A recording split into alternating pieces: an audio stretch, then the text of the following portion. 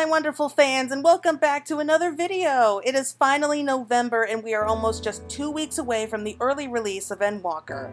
I do know that we will be getting the letter from the producer on the 5th, so there's going to be a launch trailer for the game coming out then. I do plan on watching it and doing my live reaction, can't wait for that. But otherwise, after months of waiting, we are finally almost there. But since we do still have just over 2 weeks left to go, we really need to be ready when it does come out, and so I came out with a list of things to help keep you busy if you haven't done any of them yet, and just something to do until Endwalkers, I suppose. These aren't in any kind of order save for the first one, which I think is the most important one, and that is complete the main scenario quest. Now it goes without saying that if you haven't completed the main scenario quest up through Shadowbringers 5.5 Death Unto Dawn, then you will not be able to play through Endwalker.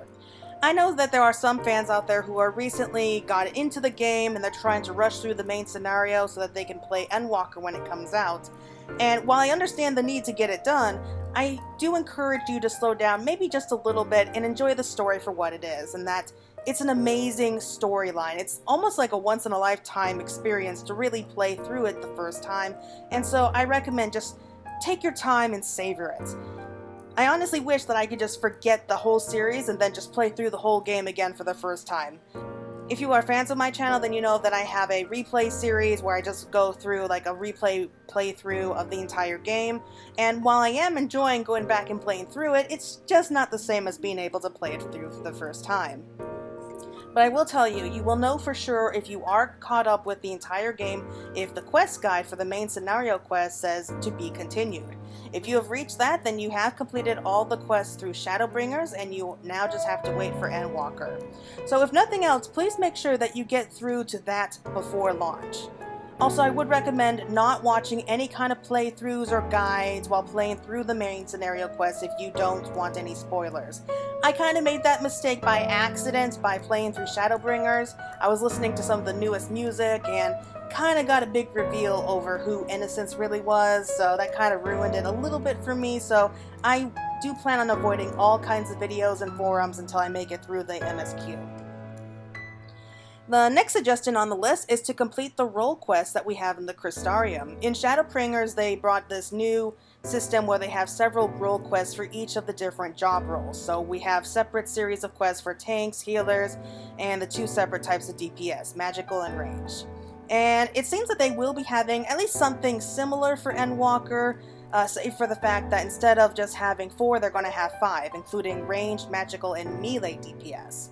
And once you complete all these quests, they do open up a few additional quests that not only bring up some pretty good story, but also maybe some potential hints or clues that might be coming in later expansions and patches. I'm not going to reveal what those are, but just know that the quests are actually quite fun and interesting, and while not 100% mandatory, I do think many people would enjoy them. The next suggestion is that we have leveling your main job's gear.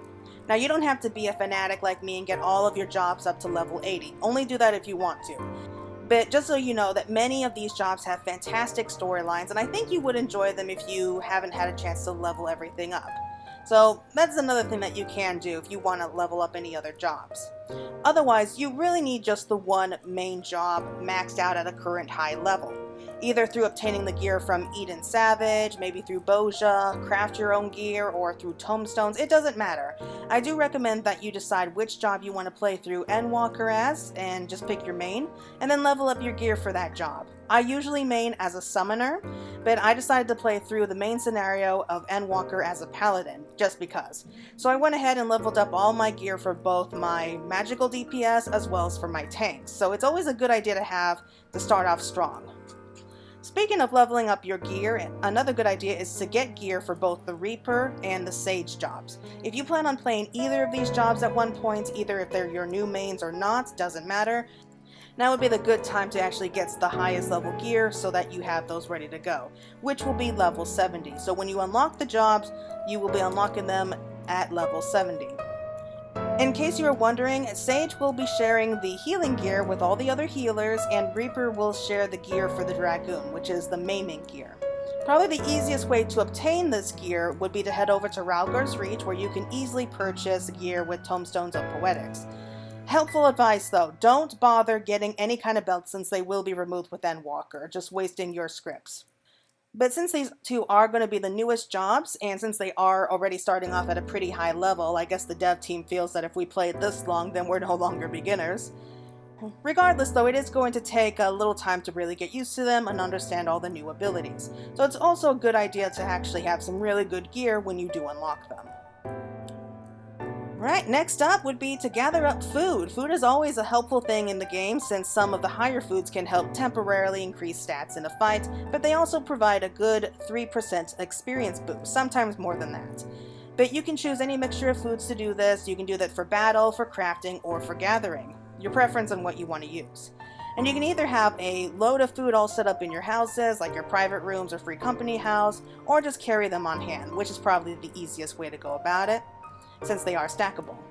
If you aren't worried about the stats and you just want to get the experience points, just go ahead, head to the markets, and get a full stack of food ready to go. May seem small for right now, but it does add up in the end. Another little thing to do would be to save up on Aetheryte Tickets. You can actually get them from any one of the grand companies and use marks to buy a handful of them. With the new locations, there are going to be new Aetherites, and it's going to use up a lot of money, especially since as of right now the limit is 999. However, with Endwalker, it seems that the prices for these places will actually be going up past that, especially if we are going to be heading to the moon. While it may not seem like much at the time, it will add up over time, so with these tickets it will actually help save a fair amount, so it's good to have a handful of them just in case.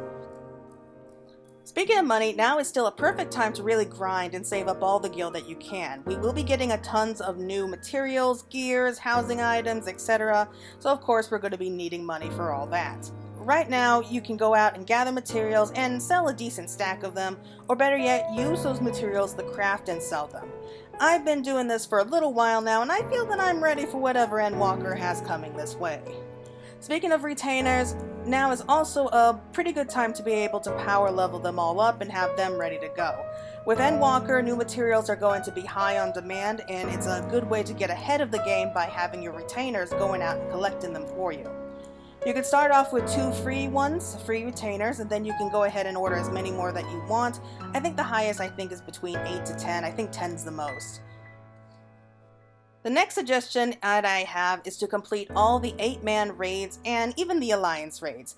Now, for some of them, you do have to complete them to be able to finish the main scenario quests, such as with the Eden quest line and maybe more recently the Crystal Tower quests.